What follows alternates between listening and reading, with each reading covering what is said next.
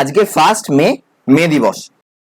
আমি আর আমার 3 বন্ধু 3 শ্রমিক মিলে আজকে যাচ্ছি জিতের চেঙ্গিস দেখতে নবীনা সিনেমা হলে। আচ্ছা, একটা ছোটোখাটো ইন্ট্রো দিয়ে দিই। এটা হচ্ছে জিৎ ভক্ত সম্বেত, জিতকে পাথেও মনে করে এগিয়ে যাওয়া খাসি ওরফে সায়ন। এটা যদি ওঠে নাম তো আমি দিয়েই দেবো। পারলে জিতদাকে টিপস দিয়ে দেয়া। ভাই সুমন। ওকে, তো আমাদের আজকে হচ্ছে শো টাইম নবীনা হলে 2টো থেকে। আমরা সোনারপুর থেকে যাচ্ছি। সোনারপুরে যারা থাকে তাদের জন্য ভালো সিনেমা হলের অপশান হচ্ছে নরেন্দ্রপুরের SBF, এছাড়া হচ্ছে হাইল্যান্ড পার্কের আইনক্স। তো আমার 3 বন্ধু নরেন্দ্রপুরের SBFটাকে চুজ করেনি, তার কারণ ওখানে ছোটো স্ক্রিন, আর হাইল্যান্ড পার্কে হচ্ছে সাউন্ড কোয়ালিটি খুব একটা ভালো না। তো ওই জন্য আজকে আমরা যাচ্ছি নবীনা হলে। আর ওভারঅল চেঙ্গিসের রিভিউ তো দেবোই, সঙ্গে নবীনারও একটা ওভারঅল রিভিউ দিয়ে দেবো।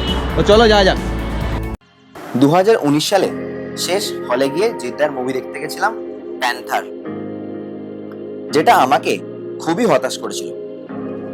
তারপর হলে গিয়ে জিদ্দার মুভি আর সেরকম ভাবে দেখা হয়নি। কিন্তু এবার চেঙ্গিজের প্যান ইন্ডিয়া লঞ্চ হওয়ার কারণে আর এই সিনেমাটার রিভিউ এখন অব্দি বেশ ভালো বলে আজ আবার একবার হলের উদ্দেশ্যে যাত্রা।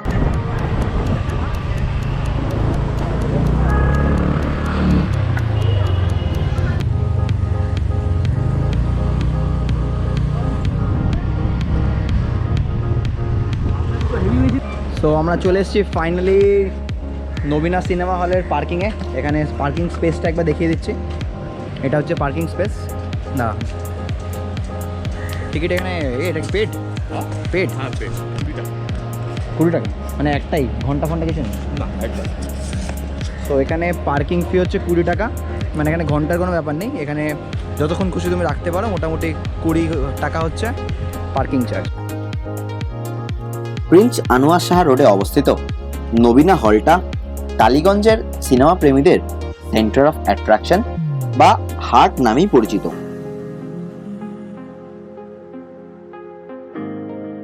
সিঙ্গেল স্ক্রিন হলেও এর সিটিং ক্যাপাসিটি, স্ক্রিনের সাইজ বা অডিও কোয়ালিটির দিক থেকে এটা অনেক আইনক্সকেও পিছনে ফেলে দেবে। তবে সব থেকে বড় অ্যাডভান্টেজ হলো এটা অনেকটাই পকেট ফ্রেন্ডলি। আমরা মাত্র 100 টাকা দিয়ে কেটে নিলাম চেঙ্গিজের টিকিট।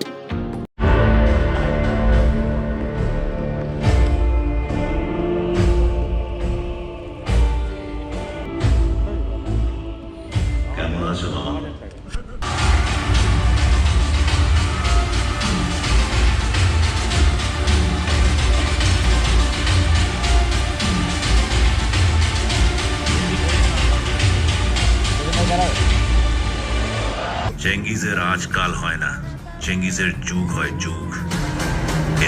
চেঙ্গিস থেকে বেরোচ্ছি, কি রিয়াকশন? হতাশ হয়েছে। মানে ফার্স্ট হাফটা খুব একটা জমছিল না জিদ্দার মধ্যে, এখন আর সেই ব্যাপারটা পাচ্ছি না কেন জানি না। সেকেন্ড হাফটা তুলনামূলক বেটার ছিল, এন্ডিংটাও ভালো ছিল। যখন এই রিপোর্টার মানে দেবযানী ম্যাম আমাদের বেরোলো তখন বেশি ইমোশনাল হয়ে গেছিলাম। আদারওয়াইজ খুব একটা মানে মনে দাগ কাটতে পারলো না। যতটা এক্সপেকটেশান নিয়ে এসেছিলাম সেই এক্সপেকটেশনটা মানে ফুলফিল হয়নি আর কি।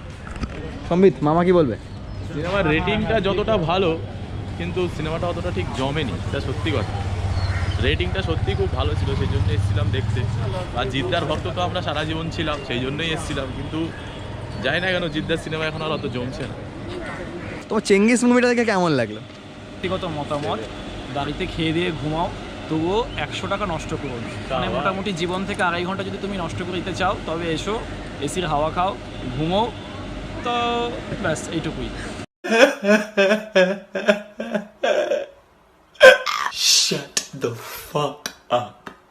আর কিছু বলার নেই আমার।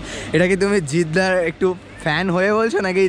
ফ্যান হয়ে বলছি, ফ্যান হয়ে বলছো? আমি যথেষ্ট সিনেমা দেখেছি জিতের, বহু সিনেমা দেখেছি, কিন্তু এককালে মানে প্রতিটা সিনেমাই দেখতাম হলে গিয়ে। কিন্তু এই যা দেখলাম, অনেকটা KGF স্টাইলে করতে চেয়েছে বিশেষ করে আমার মনে হলো, কিন্তু সেইভাবে জমে ওঠেনি।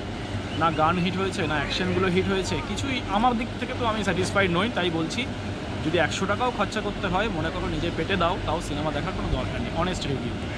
একবারও কি ওরা দেখবে না? একবারও এসে দেখবে না? যখন হটস্টার বা অ্যামাজন প্রাইমে আসবে তখন দেখে নিও, হলে অন্তত এসো না। ওকে, Honest review ভাই। অনেস্ট।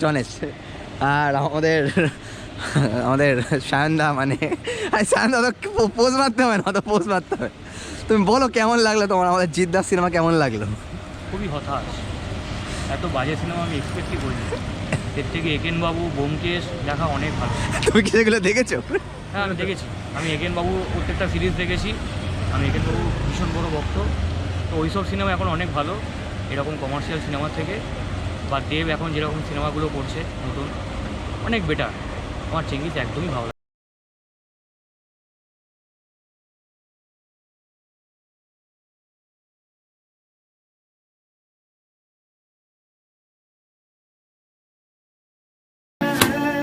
এর থেকে সত্যি সুমন যা বললো, বাড়িতে খেয়ে দিয়ে ঘুমালে ছুটির দিন, শ্রমিক দিবসে একজন শ্রমিক হয়ে বলছি, নিজে ঘুমালে রেস্ট দিলে শরীরটা ভালো থাকতো।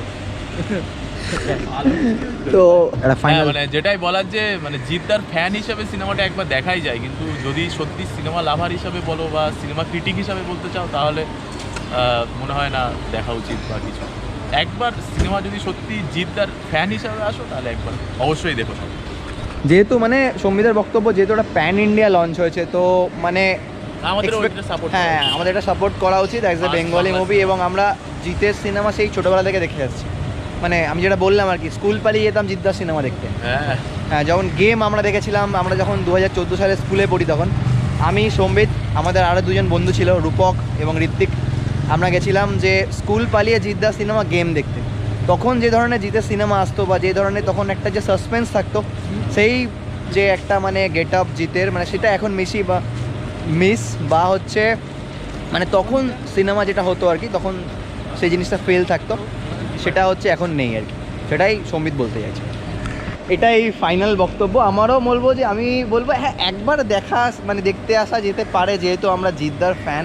বাট যতটা এক্সপেকটেশন নিয়ে এসেছিলাম, সেই এক্সপেকটেশনটা কভার হয়নি। আরও একটু বেশি সাসপেন্স এক্সপেক্ট করেছিলাম, আর একটু মনে ছিল যে সিনেমাটা আরেকটু এঙ্গেজিং হবে, আমাদেরকে একটা বেশ মানে একটা বেশ জায়গায় বেঁধে রাখবে, যার জন্য মনে হবে যেন সেকেন্ড হাফে আরও একটা বেশি আমরা জান দিয়ে জিনিসটা দেখি। সেই এক্সপেকটেশনটা পূর্ণ করেনি, বাট আমরা হাল ছাড়ছি না। আশা করছি জিদ্দা আবার কাম ব্যাক করবে, দেখা যাক কী হয়। ঠিক আছে, এই ছিল আমাদের রিভিউ।